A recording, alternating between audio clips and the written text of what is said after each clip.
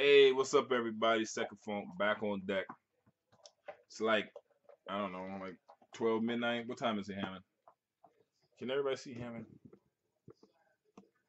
Ham, look, what's that? He's just playing with his ball.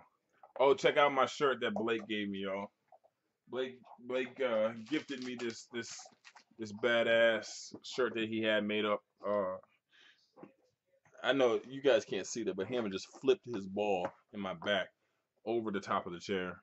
But anyway, thanks Blake for this shirt. Wanted to definitely give that a shout out. I wear it all the damn time, especially around the house when I'm doing listening to music and whatnot. Yeah, got nothing but time on my hand. I'm one of those shut down people. I'm not a government worker, but I am federally funded by the government. Hold on one second. Move him. I can't seem to get this video done. This is like the third take. I keep getting interrupted. Maybe I should do this during the day when nobody's here. But yeah, I'm a federal contractor, and I'm actually more screwed than the federal workers because I don't think my company could put in a claim for the work that we're missing, be it the way that our contract is written up. Services have to be rendered, so there won't be any compensation, retroactively or anything like that. The money's gone, so everybody gets screwed. Everybody except for the people who are doing the screwing. But at any rate, went to an antique dealer that I haven't been to in a while. This was actually a couple of weeks ago. Went to him and just to check out. Want to keep those lines of communication open. Man, he had a lot of jazz that was kind of dinged up, but he also said that he had gotten some blues in. So that's probably like the weakest genre of all the stuff. My reggae is even stronger than my blues. Not really into the blues. It has to be something that I've heard that just you know you just get that instant feeling about for me to want to collect it. But this stuff was in such great condition. It's blues and rock and roll actually, and I'll just start to show you. Check that out, Bo Diddley and Company, and it's on Checker LP. And look, you could tell. I guess he overlooked the fact that somebody had put $120 on it. I didn't even pay a tenth of that. But yeah, man, it was just amazing how great the condition was of these LPs. I mean, you would look at this. Can you see that tacked on glue line? I mean, that is perfect. Tipped on. I mean that is in immaculate condition. And here's the label. That's that OG chess label. So I was like, man, I've never seen these LPs with absolutely nothing wrong with them. Not from this company, not from this era. Seems like the fans of Chess and Checker Records back in the day loved the hell out of their LPs, and they listen to them. Here's another one, Chuck Berry in London. And to be honest with you, I probably won't listen to these, but I'll definitely put them aside in the collection, maybe for trade bait later on. Here's another Chuck Berry, St. Louis to Liverpool. And that's not on checkers, but that's on chess. I mean, just just amazing condition. So I had to get those. Had to get those. Could not leave those there. And then, like I said, there were some valuable blues LPs there, but I just wasn't gonna spend my money on them, even though that they were a really good price. But I did take a couple that were interesting to me because like the gospel, some of that blues is kind of funky, has a hard bass, boom boom rhythm to them, and so I got one actually, just one, and this is it right here. You cannot go wrong with some John Lee Hooker. Yeah, This John Lee Hooker. Never get it. I'll never get out of these blues. This is 1975 on ABC Records, and I knew it. This definitely has that funky element to it. Um, I like it. Almost like a jam session, man. He was going off. So, you know, just some things that I normally don't collect that I put in the collection. Got this from him as well. I just knew this by name, and that song, what is it, Hootin', that Sonny Terry has with Brownie McGhee. This is Sonny Terry and Brownie McGhee. Blues is My Companion. This is on Verve Records, actually. I love that cover, so I couldn't leave it there. Let me see if I could get it without the glare. Some records you just see and you just want it in your collection. This was one of them. This definitely said, I want a place in your collection, man. And it's on Verve, which I didn't know. I didn't know Verve. It's not a surprise to me that it's on Verve, but this is my first time seeing a blues LP on Verve Records. Let's see, what else did I get? I got some psych music, Both Sides of People. Listen to this. Wasn't too crazy about side one. Side one actually blows. Side two, that's where it's at on Capitol Records. So I picked that up. I always appreciate some good psych. And now that I've shown this, it goes from this to over here. And Let There Be Light by the Underground Sunshine featuring Birthday. Had to grab that. No idea. Have not listened to this yet. And the bonus is that it's a promo. So that was cool. Just some. Because if I don't like it, like I said, why not? I really don't like to do eBay anymore. I feel like I lose every time I put something on eBay. So I just like to just trade up, or just leave it in my collection. Take it to a record show, swap it out, for a couple of LPs that I just don't feel like dropping. Have 3 of these. By far, this was the best condition. This is from the same guy, Earth, Wind, and Fire's first LP. Which, if anybody knows anything about this LP, it sounds nothing like what most people will know Earth, Wind, and Fire, or the Earth, Wind, and Fire that most people know. This is heavy. Saw a better copy of the Heiress to Freedom LP that I like. This is actually also a promo. And this is the Human Arts Ensemble featuring Bobo Shaw. This is nice. This is a funky LP too. Another have like three copies of this. This by far is the best copy I have. Very slight ring wear. I've never seen a copy of this without ring wear. But this is the Ninth Creation, Fallen in Love. This is a funk soul essential. Essential. If you guys don't know about this, man, take it from me. You're going to want this. This is off the damn hook. I mean, you can't go wrong with that West Coast horn section. You just can't. I mean, I don't want to be lame and throw on the needle drop because I'm sure most people watching this video should know about this. And the pride and joy of the dig was Mr. Sonny Simmons staying on the watch. ESP disc 1030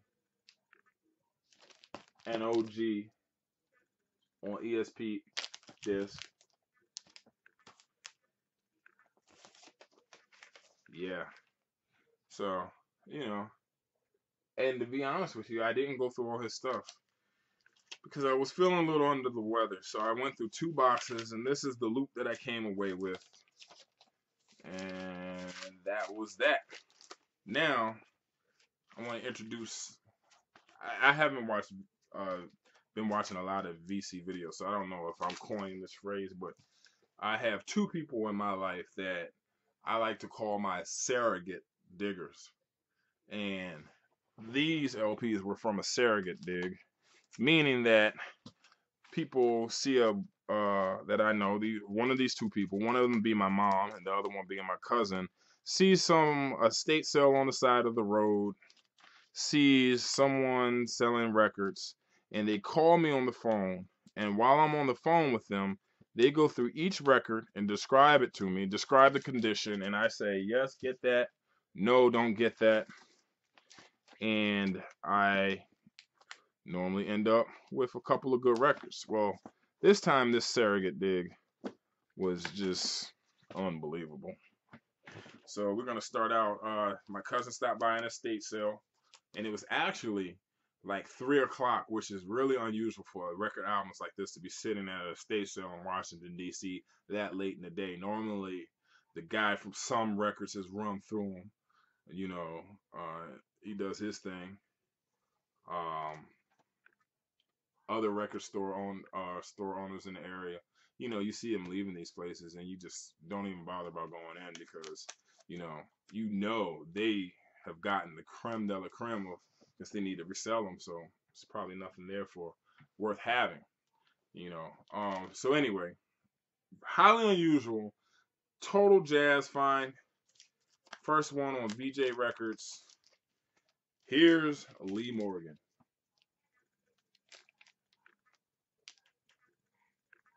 It says stereo on it, but it's funny.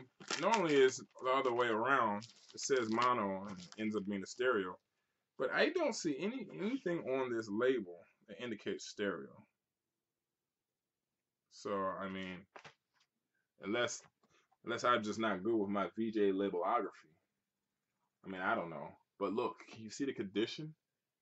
Little dusty, no scratches. Damn good. I mean, and to be honest, I don't have a lot of Lee Morgan. Not OG Lee Morgan. I have like the later stuff. I have you know, the reissues or the tribute albums. Not a lot of OG Lee Morgan. You got Art Blakey on drums, Wynton Kelly on piano, Clifford Jordan, and Paul Chambers on this surrogate dig. Have this LP. It was beat to hell. This cover is not that great. The LP is perfect. This is a West 63rd, 47 West 63rd Street, Jimmy's House Party, Blue Note Records, 4002. Back of the cover has a lot of partying on it. A lot of partying went on the back cover. But that's okay. It's a Blue Note. One day when I'm rich, I'm gonna get every Blue Note I could get my hands on in mint condition. Wouldn't that be something? This one cover this one went to the party. Not a big fan of Shirley Scott, but it's on Moodsville. That's a label you don't see often. Come on, focus. And my cousin snagged it for me. All of these were in such great condition. Cannonball Adderley Quintet at the Lighthouse. I have this as well, and that's not necessarily a better copy. I literally have like 6 of these. This is like the only Lee Morgan that I have. This is one of 2 first Blue Notes. I have the Sidewinder and the Turnaround by Hank Mobley. Those are my first 2 Blue Notes ever. And since I've gotten like 6, this is like my 7th one. We got Lou Donaldson. Everything I play has got to be funky, but check this out. This is actually a gatefold. I don't know if you guys know, but all of these aren't gatefolds. So that's cool. And another Lee Morgan quintet, Take 12 on Jazzland. Got the red, black, and green thing going on there. This one actually is loved a little. Just a little bit. May make some noise when played. But it's a white label promo on Jazzland. Not bad for a surrogate dig, is it? Here's an original mono Horace Silver Quintet Tokyo Blues. And whoever this is, I think her name is Jaquita. That's what it looks like. Her name is Jaquita. I mean, she partied like a mother on the back of her damn LPs, man. Like, they're just his name written all over them. All kinds of stuff. Grime. Party on this. I don't know what the hell she was thinking.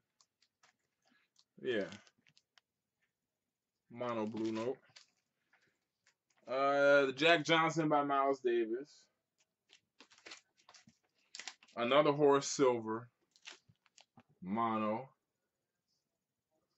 I have this is a better copy actually. I have the stereo copy, which is not that great as far as the condition goes. So this is exciting to get that one. Where am I at? 18 minutes. And Miles Davis, round about midnight. This is a stereo version, 360 sound, I believe. Oh no. Oh damn. Ooh. Yeah. This actually is gonna be thrown away. I didn't see this. It's a 6i, but it is really, really, really fucked up. Yeah, that can't even be saved. Oh well. That's normally what you find when you find those. Let's see, what else? That's it for the surrogate dig. Let's see what else do I have down here to show you guys. I got some new stuff that I've gotten. So check it out. Death Grips. Everybody knows about Death Grips. Ex-military. Dumb Rare LP. I don't know how many they released. They won't say. This was a rare LP. I got two. Had the Insight. Chris Basket has one. We could literally be one of 250 that have them. That's the rumor. I'm not really sure how many are pressed up, but I do know that this bad boy is rare as hell. And this is a sealed copy of No Love Deep Web by Death Grips. Come on now. Come on. Come on. Come on, autofocus. What's going on? Yeah. See that? Anybody who knows their Death Grip knows that what I'm holding is a grill. And this is the one with the band cover because it has that on the back. But yeah, and it's sealed. I got this early in the game, like mad early in the game. I was able to get this because I had my ear to the internet. I saw that there was talks about it was being sold at their concerts, and you know, I'm like, oh man. I know when people drop stuff at their shows, sometimes it can end up being really rare. Like the White Stripes, they have a lot of things that was done like that early on. So I started hitting up my contacts, and I was able to secure a copy long ago. And now I think Spin magazine and all other kinds of magazines rolled out that article about a month or two ago about how Pirates Press, who we also know pressed up one of Derek's records, uh, illegally pressed up this copy of this album that was supposed to drop. What happened was the band went to Pirates Press, had undisclosed amount of copies pressed up. They sold them at their shows. The albums leaked, and now the Epic Records is really mad. You could actually find the letter that Epic wrote to Death Grip saying that, oh, now why would we back a project that you guys have already put out and people already know what it sounds like? You killed your own buzz. This is not going to count towards one of your albums as far as your contractual duties go. All of that is just making this album a holy grail. because now the album's coming out next month as the official release. And you have these floating around the No Love Deep Web on eBay. People paying ridiculous money. They want them. I don't want my copy. I'm not married to it. The reason why I got it, man, maybe this would finally give me that Bosco LP that I've been wanting all this time, you know? So, you know, that's what I do it for. That's why I hop on those things. Nothing wrong with that. So yeah, let me see, what else did I get? I got this Psych LP, the Cairo Gang, Tiny Rebels. It's still sealed. I know I ordered it off of Bandcamp. I just don't know why. I probably found something that I liked. It's still sealed. I got to get around to listening to that. Oh, and David showed this Menagerie. They Shall Inherit. This is a monster free spiritual jazz LP. I know who would like this. Jeff Glowing Cabbage, Glowing Cabbage would like it. Sequoia. I mean, I posted it on Facebook for everybody to grab a copy if you can find them. They're pretty cheap. I wouldn't pay more than $25 for it, but I got to get another copy because this came really fucked up. The label is off centered on side B, and there's a mispunch on the hole. Can you guys see that? Can you see that? And so, you know, and it came scratched. It was sealed, but it came scratched. If this damn thing wasn't so cheap, I would be mad. But I have a feeling like people are really gonna. This is one of those sleeper LPs that will be appreciated later. So I think people should definitely get their copy of this. And I'm trying to think. I think that the guy who started this project or did this project used to be in the funk group The Bamboos, I want to say. Don't quote me on that. Is it on here?